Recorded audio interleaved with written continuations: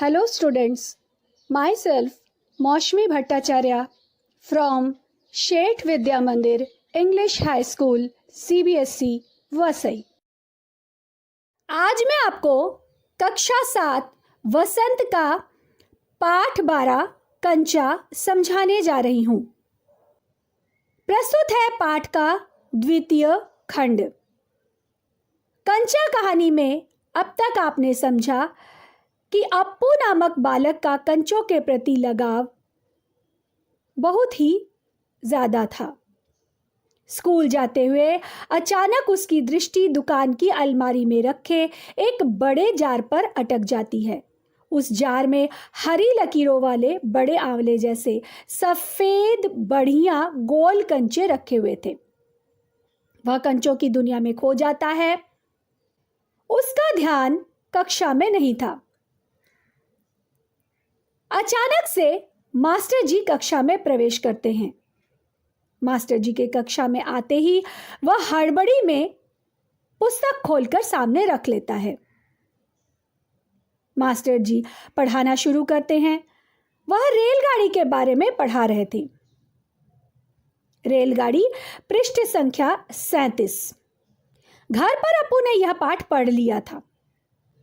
Master जी बीच बीच में बेंत से मेज ठोकते हुए ऊंची आवाज में कह रहे थे, बच्चों, तुम में से कई ने रेलगाड़ी देखी होगी। उसे भाप की गाड़ी भी कहते हैं क्योंकि उसका यंत्र भाप की शक्ति से चलता है। भाप का मतलब पानी से निकलती भाप से है। तुम लोगों के घरों के चूल्हे में भी। अप्पू ने सोचा, रेलगाड़ी, उसने रेलगाड़ी देखी है। छुक छुक, यही रेलगाड़ी है।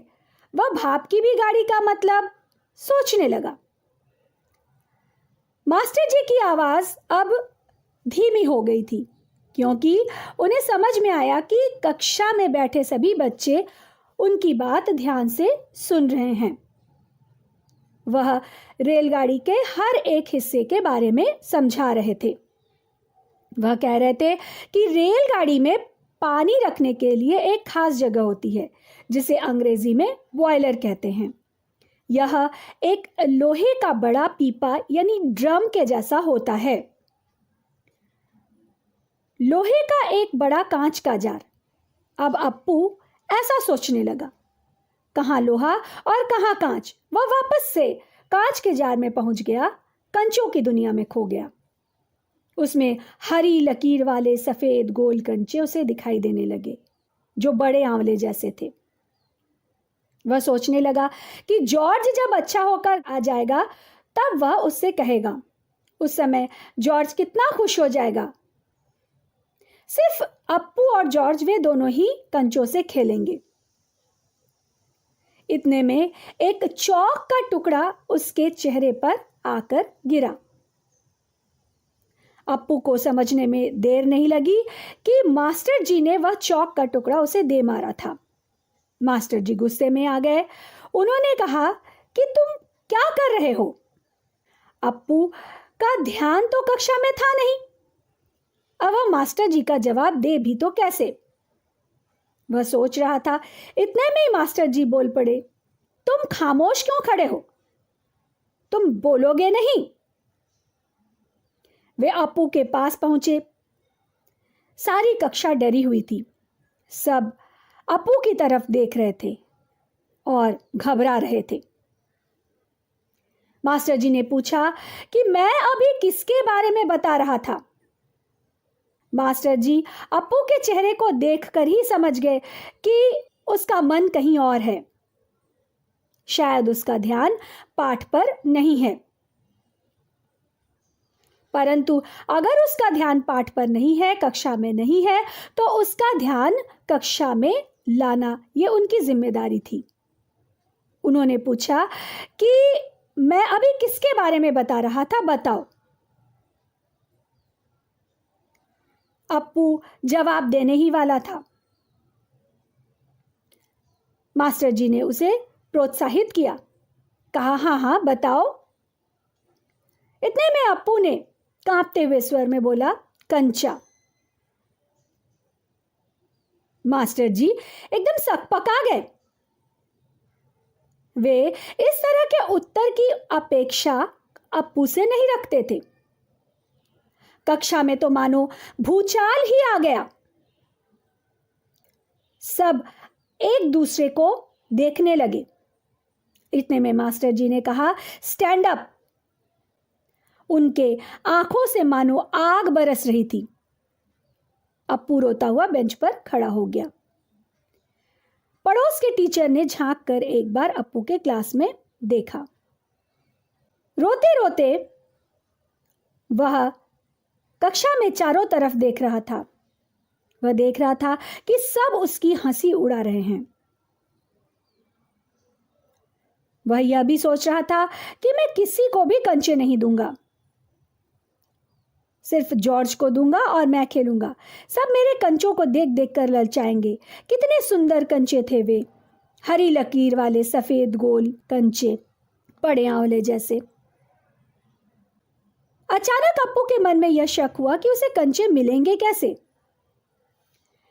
क्या वह दुकानदार से कंचे मांगेगा और दुकानदार उसे दे देगा? इतने में ही मास्टर जी जो पाठ पढ़ा रहे थे वह समाप्त हुआ। मास्टर जी ने पूछा कि किसी को भी कोई शंका हो, किसी को भी पाठ समझ में न आया हो या कोई शब्द समझ में न आया हो तो दोबारा पूछ ले। परंतु अप्पू के मन में कुछ और ही शंका थी। उसे कुछ और ही बात समझ में नहीं आ रही थी कि वह कंचे कैसे खरीदेगा। क्या वह जॉर्ज को साथ लेकर जाएगा तो दुकानदार उसे कंचे दे देगा? रामन ने मास्टर जी से सवाल किया और मास्टर जी ने उसके सवाल का जवाब दिया। इसी प्रकार कुछ और बच्चों ने भी अपने अपने सवाल किए और मास्टर जी ने उनके जवाब दिए। अप्पू अभी भी सोच रहा था। अचानक मास्टर जी ने उससे पूछा कि तुम्हें कोई शंका है, तुम्हें कुछ बात समझ में नहीं आ रही तो पूछो। क्या जॉर्ज को साथ ले चलने पर दुकानदार उसे कंचे दे देगा? कंचे खरीदने में कितने पैसे लगेंगे? क्या 5 पैसे में मिल जाएगा? वह यह सारी बातें पूछने के लिए सोच ही रहा था। इतने में मास्टर जी ने उसे फिर से पूछा कि तुम क्या सोच रहे हो? अप्पू ने कहा, पैसे। मास्टर जी ने कहा, क्या? अप्पू ने कहा, कितने पैसे चाहिए? मास्टर जी ने कहा, किसके लिए? अप्पू कुछ नहीं बोला। उसके मन में तो कंचे समाये हुए थे। फिर मास्टर जी ने पूछा, रेलगाड़ी के लिए? उसने सिर हिलाया। मास्टर जी ने कहा कि बेवकूफ, रेलगाड़ी पैसे से नहीं खरीद सकते। अगर मिले तो उसे लेकर क्या करोगे? अप्पू के मन में तो रेलगाड़ी थी ही नहीं, उसके मन में तो कंचे थे। उसने सोचा कि जब उसे कंचे मिल जाएंगे तो वह जॉर्ज को साथ लेकर खेलेगा। इतने में चपरासी एक नोटिस लेकर आया। मास्टर जी ने नोटिस पढ़ी और कहा कि जो बच्चे फीस लेकर आए हैं वे ऑफिस में जाकर जमा कर दे। बहुत से छात्र फीस जमा करने के लिए गए। राजन ने जाते जाते अप्पू के पैर में चिकोटी काट ली। उसने अपना पैर खींच लिया। उसे याद आया कि उसे भी फीस जमा करनी है। पिताजी ने उसे 1.5 रुपए इसके लिए दिए थे। उसने अपनी जेब में देखा, 1 रुपए का नोट और 50 पैसे का सिक्का। वह फीस जमा करने के लिए जैसे ही बेंच से उतरने लगा, मास्टर जी ने उसे पूछा कि वह किधर जा रहा है। अपनी सजा समाप्त करके जाने की खुशी अप्पू को बहुत ज्यादा हो रही थी।